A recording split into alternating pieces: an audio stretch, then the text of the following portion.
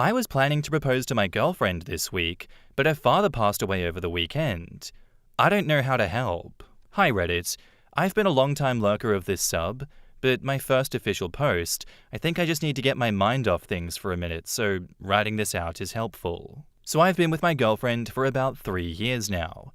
We started seriously talking about marriage in June, and I told her that I would like to propose by the end of the year. The more we talked, the more we wanted an October wedding and decided on the 19th of next year.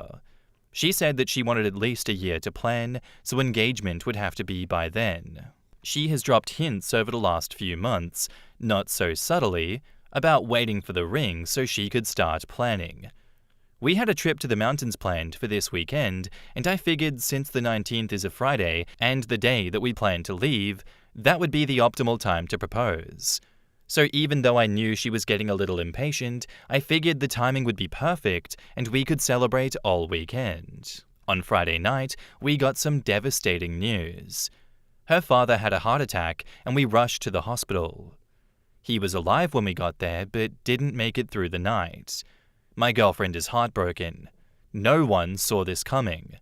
I am also extremely upset, as him and I had gotten pretty close over the last few years. I also was very upset because I had asked at the end of August for his blessing and explained to him my whole plan. He was so excited for this and even mentioned it to me several times when we were at their house for supper last week. Saturday was kind of a blur, and Sunday we started to help her mother and brother make funeral arrangements. She was grieving, but we were getting through it together until last night. Last night, she flipped on me. She told me that I'm a monster for not proposing by now and that her dad will never see her ring or hear the story. I think deep down she's upset that he will not be there for the wedding. We all are. But I couldn't have foreseen this, or I would have proposed months ago. I don't know what to do. Part of me wants to show her the ring and tell her that I discussed it with him prior and that we have his blessing. I just feel like everything is messed up now, and I don't know what to do. Our mountains weekend is definitely off, obviously, and I was planning to wait to propose until things are stable again, but she is so upset with me. I don't even know how to approach it. She slept on the couch last night, and I just want to hug her and tell her that there is nothing that I want more than for her to be my wife and her dad to still be here. But I can't. She doesn't want me close to her. What can I do? In the comments, yes, at this point, please show her the ring. Tell her that you were planning to propose during this trip and tell her about how you talked to her dad about this in August, etc. Especially that. Are her parents together? Would her dad have told her mum about this? In case you need corroboration that you actually did talk to her dad. And please, try not to be too upset with her. OP says, "Oh my gosh, I am not upset with her even a little bit. She couldn't have known of my plan, and I know how much her dad meant to her. I am the furthest thing from upset with her. I just want to make her feel better. I'm worried that if I show her the ring, then she'll think that it's a pity proposal, or it will ruin it for her. And also, yes, her parents are together, and yes, Mum definitely knows about my plan. I just know that she's upset too, and don't want to pester her with this.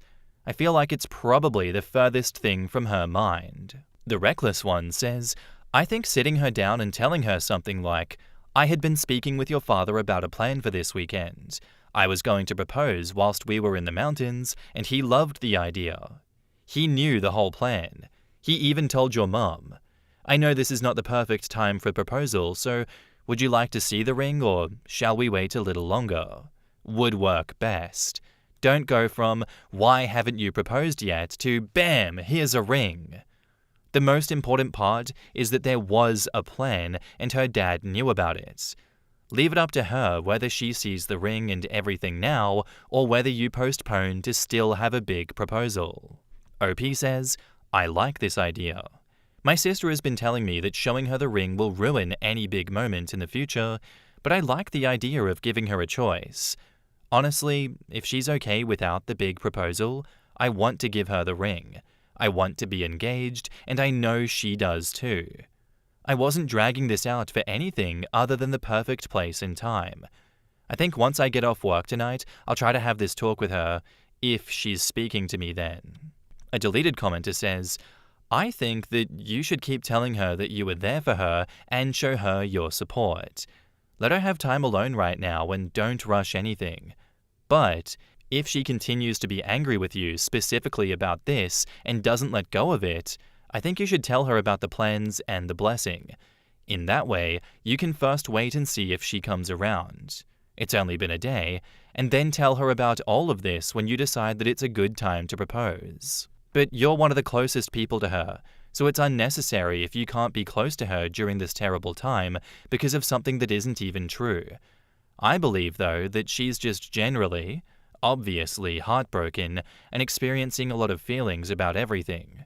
One of them being you not proposing in time, and that yesterday, that was just what she happened to put all of her feelings into.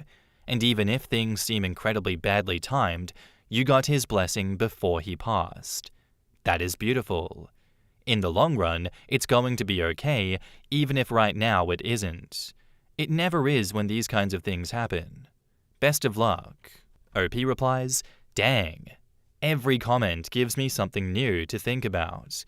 I was just sold on sitting her down and telling her that there is a ring and we have her father's blessing and asking if she wants to see it or wait. However, now I'm wondering if she will even be thinking of that when I come home. You're right. She is all over the place right now, but I totally get that. I think I'm just going to try and read her mood. I also have quite a few text messages between myself and her father since our initial discussion in August of me showing him the ring that I picked and him saying that he thought that she would love it and him asking for details of the plan and saying how excited he is for it, etc. I want to show her all of these too. But maybe it's best to give it a while. And OP to a deleted comment says, no, that is not it at all. She was impatient because she knew that it was coming. We discussed at length months ago. She didn't demand it. She wants the ring to start planning because an engagement is when planning starts. Yeah, man, this is a truly heartbreaking situation, and I think you've been handling it with so much empathy already. I hope that she's not really angry at you, because it looks like she's kind of just drowning in grief right now and is looking for somewhere to put all that pain.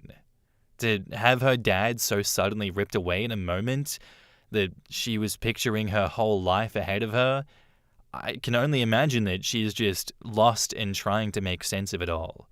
I think you should tell her about your plan, gently, like the comments have suggested. Let her know that you did speak to her dad, that he was excited and that he knew about all of this. Because, that detail of him knowing, I think is going to mean the world to her later on. But, don't make it about fixing things right now. I think you just need to give her, peace. Just help her find peace. And then, kind of step back and help her grieve however she needs to. If that's you not being involved directly, then that's what it needs to be.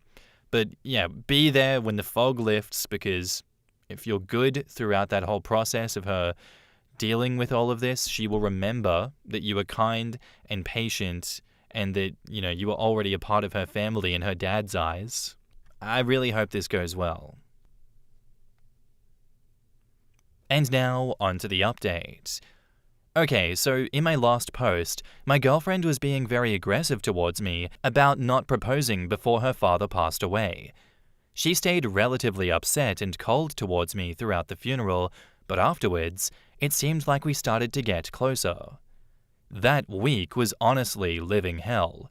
Having to go to a man that I truly cared for's funeral while his daughter is mad because she thinks I'm not proposing, all the while I am, but I can't tell her right now. It sucked. However, time went on and things started to get better. 2 weeks after the funeral, early November, I talked to her mum and she helped me develop a new plan. I had convinced my girlfriend to take the whole week of Thanksgiving off, which wasn't hard because she knew the first holiday without her father would be really hard. So I took her on a surprise trip, which was our original mountain trip just later, and our plan was to leave Sunday evening and return Wednesday in time to help her family prep for Thanksgiving. So I decided Sunday was my day. Her mum took her out all day to help her get ready for our little getaway, aka distract her. I started setting up my proposal. I first took screenshots of all the conversations that her dad and I had via text about the engagement and printed them out. I was actually able to turn it into 15 individual screenshots of conversation, so I made them into a little book. I also included the picture that I took with him the day I asked for his blessing and the 2 pictures that I had of us 3 all together. I packed our bags for the trip and decorated the house in flowers and balloons so she'd know that something was up as soon as she opened the door. When she opened the door, she looked shocked and a little confused. Even more confused when I handed her a book and didn't get down on one knee. I had initially intended to get down on one knee while she read through our conversations, but she started crying pretty hard and took the book to the couch in the living room, where I just kind of scooped her up in a hug and asked her to marry me. I had to awkwardly fish the ring out of my pocket, and we didn't have the magical getting down on one knee moment, but through her tears, she shook her head yes and hugged me, which I thought was even better than expected. Once she regained her composure, she told me how excited she was, but asked if I would mind if we waited until Monday morning to go to the mountains because she wanted to show her mum and brother the book and ring. I didn't care at all, and we ended up spending the night at her mum's house. We left Monday and had an amazing trip to the mountains, and we tried to hit all of her dad's suggested proposal spots while we were there and snap pics, even though the weather was a lot colder than when our initial trip was planned. We had an amazing Thanksgiving with our families, and now we cannot wait to start wedding planning. She decided she no longer wants to get married next October, and I obviously understood. Our wedding day is still TBD, but I couldn't be happier. In the comments, 420 Throwaway, downvoted, says, I don't know. Her reaction to blame you for not proposing to her and then giving you the cold shoulder for weeks is not a good sign to me. Yes, she was dealing with her unexpected loss, but not everyone's first reaction is to get angry with their partner and push them away. There are many people who deal with their loss in much more mature and non-hurtful ways. Just putting this out there. I doubt it will change anything because Opie and his fiancée are currently happy, but it's just something to be cautious of in the future when life's obstacles get thrown her way. Just be careful. Congratulations on the engagement. And edit, it was a lovely way to propose, by the way. OP replies, I totally get why that would seem like a not good sign, but her dad was her best friend, and I'm glad to be her punching bag if she needs to let her grief out. I know that's not who she is as a person, but definitely get the concern. Thanks for the advice and congratulations. 12WiiU says, quote, I also included the picture that I took with him the day that I asked for his blessing and the 2 pictures that I had of us 3 all together. Wow, you hit it out of the park. Amazing. So happy for you and your new fiancé. That book sounds so touching, and all the photos. Wonderful. OP says, thank you. I wish you could see the awkward old people Facebook style selfie that he made us take the day that I asked. I'm so grateful he did, but I still laugh a bit when I see it. That was beautiful, OP. Seriously, I want to see it now too. But yeah, you handled something so tragic with so much grace and so much love. You know, that book idea? That was so good. I love that. You gave her a way to feel her dad's presence in that proposal without that, the forcing the happy moment before she was ready. You let it sit. You let it find that time that it needed. That's something that I hope she treasures for the rest of her life. And the rest of the time that you guys get to spend together. Let's go. But yeah, the way that you stayed steady when she lashed out, that is what real partnership looks like. It's not always easy.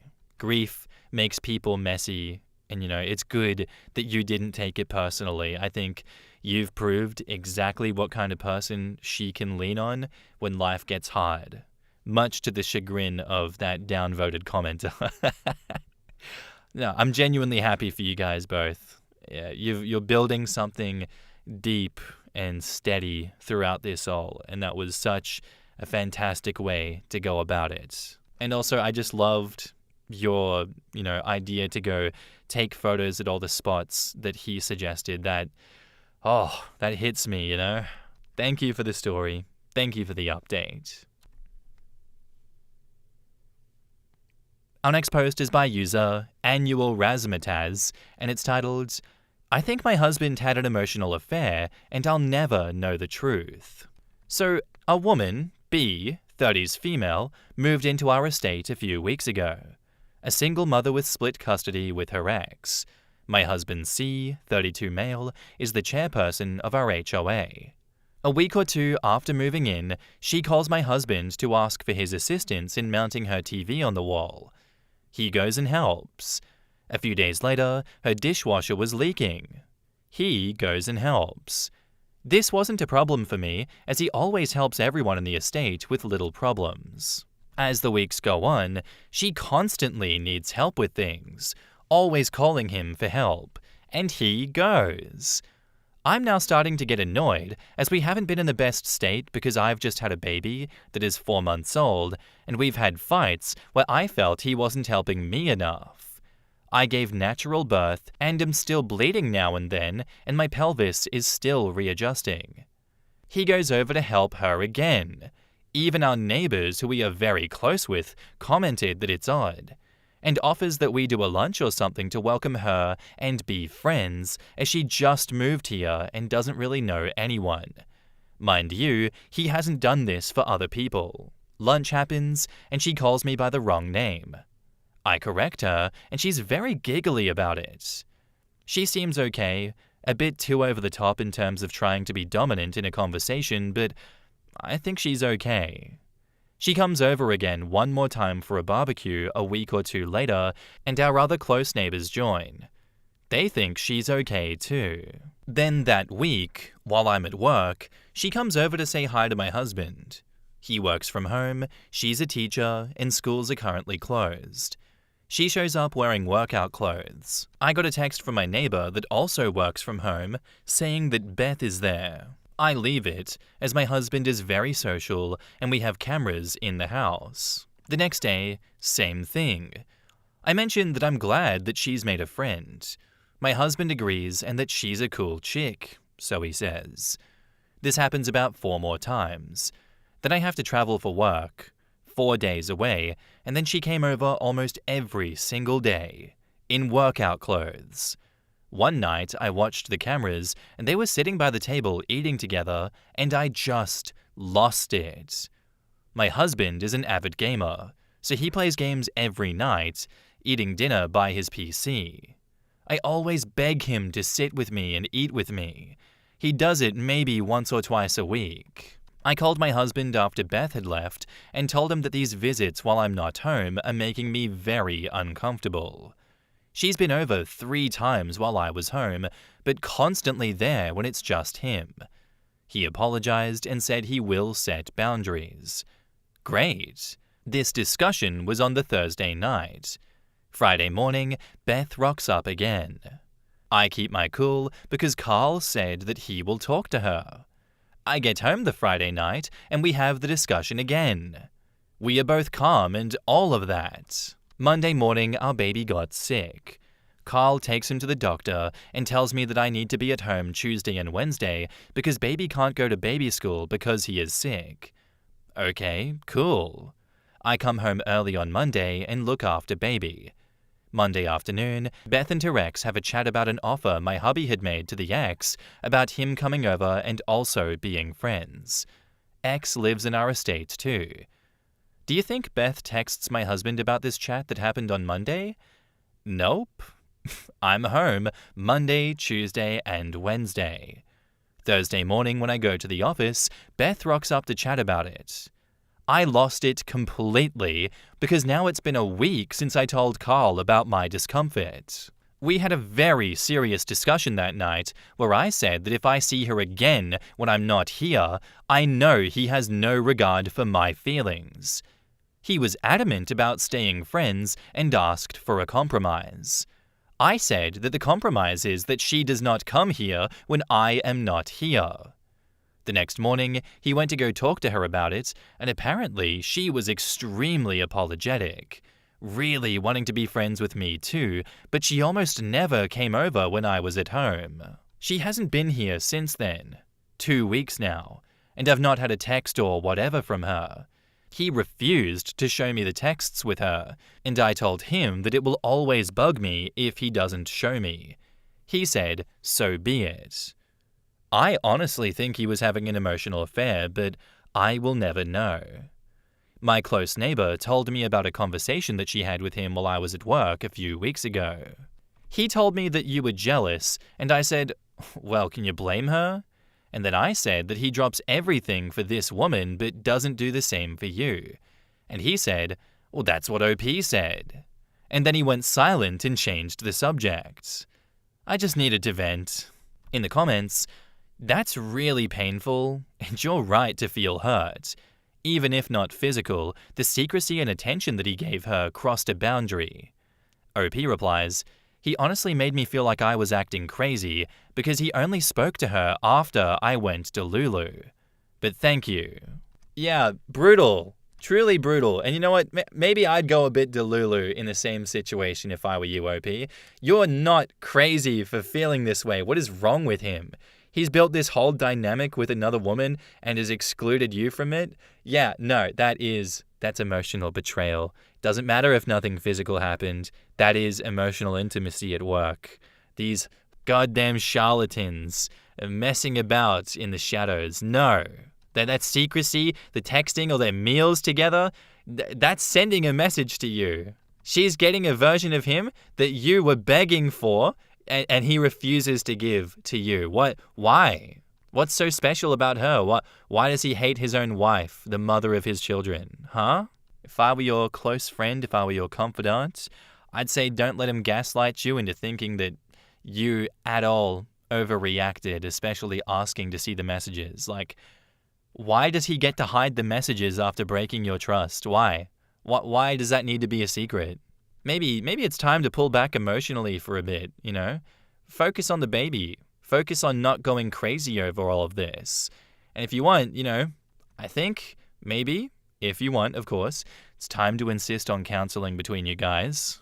Because at this point, it's not even about jealousy anymore. It's about some basic respect. He is showing very little of that. Maybe he needs to start thinking about some respect for you before this marriage goes sideways. And now, on to the update. So I managed to see the messages between them. Nothing of a sexual nature at all, not even flirty. There was a day where he texted her at 7:30, but only texted me at 9:45 after I'd sent him a text at 6:50. But that's as bad as it gets.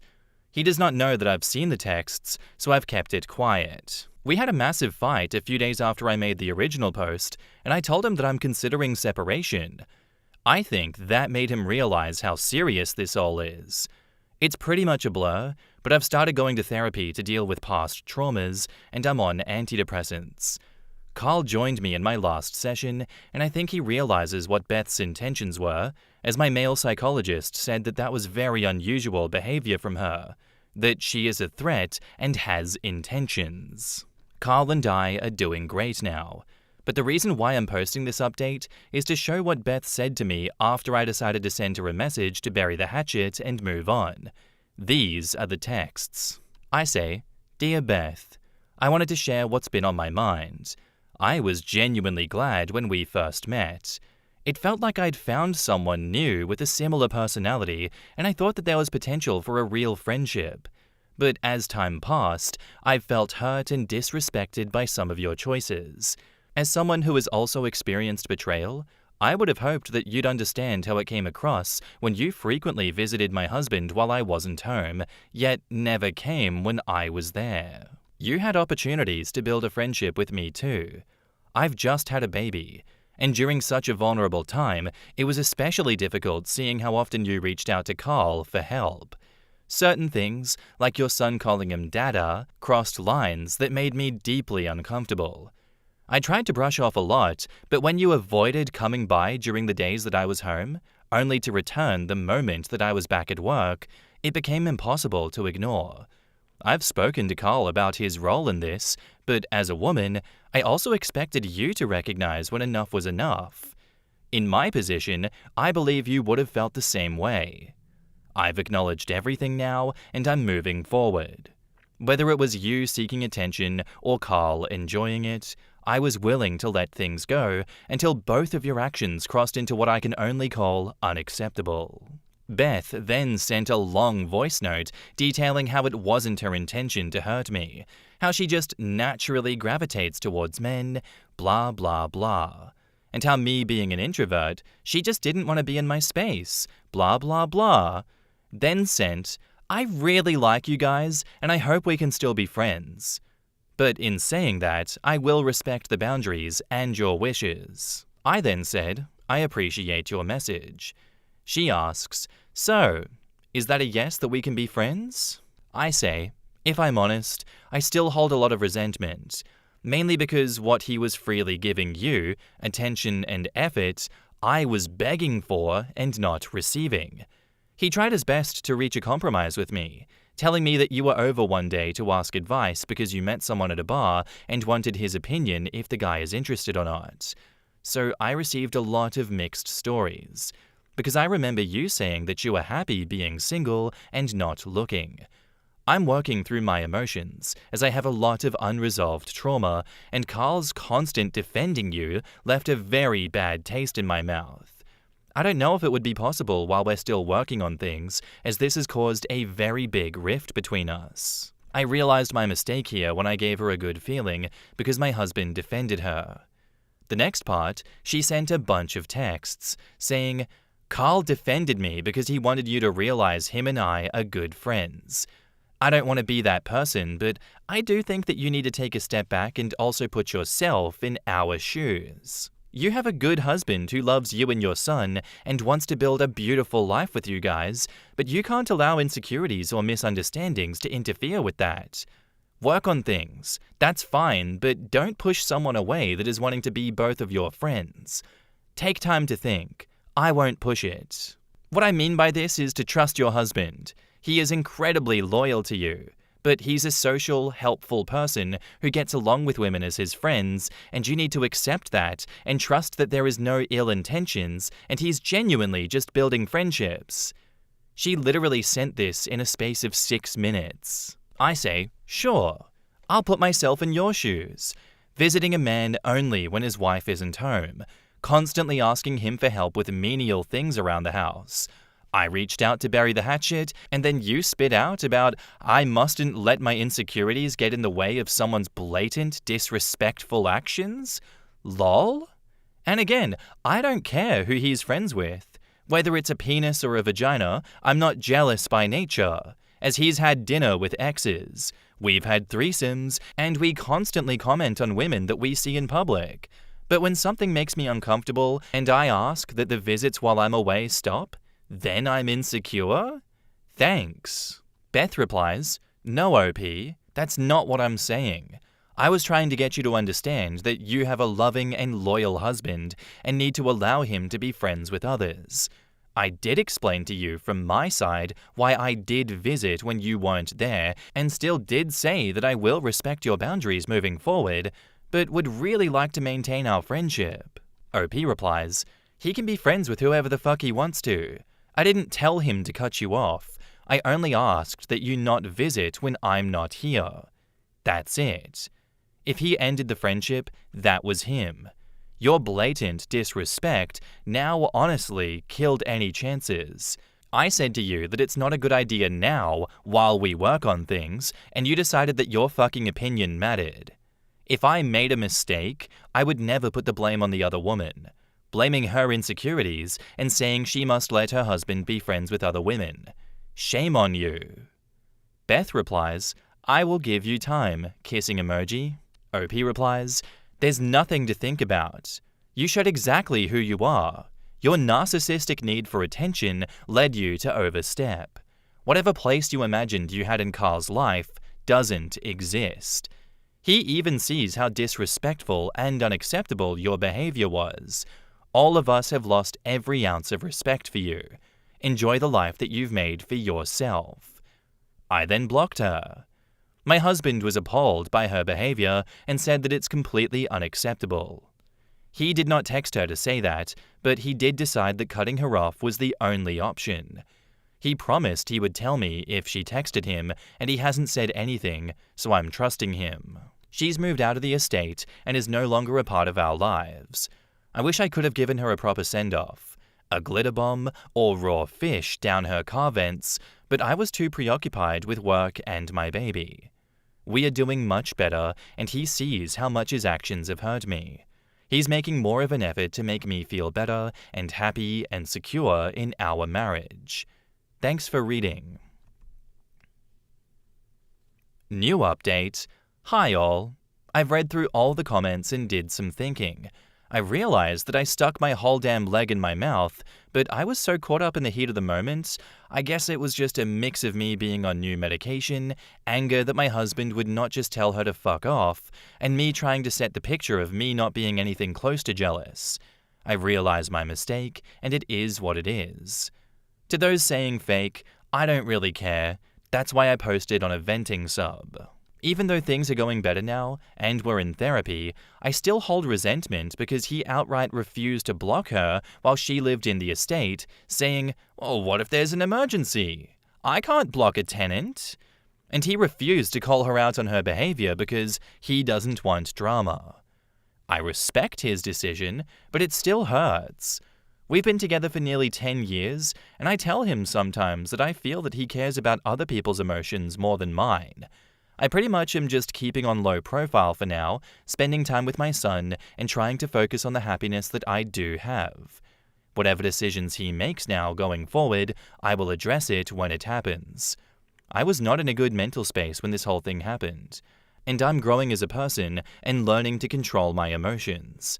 Also to control what I just blurt out when I'm upset. Thank you for everyone's input. It's not healthy for me to keep dwelling on this. I'm moving on now. Whether my husband wants to move on with me or keep to his old ways, I'll cross that bridge when I get there. And I have a plan for if things do go sideways. Thank you all.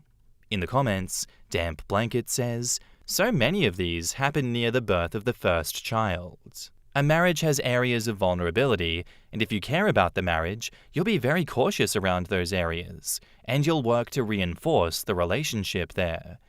Childbirth is a huge weak spot. Sex stops, you're both exhausted, and people are often waiting to exploit their marriage's vulnerability.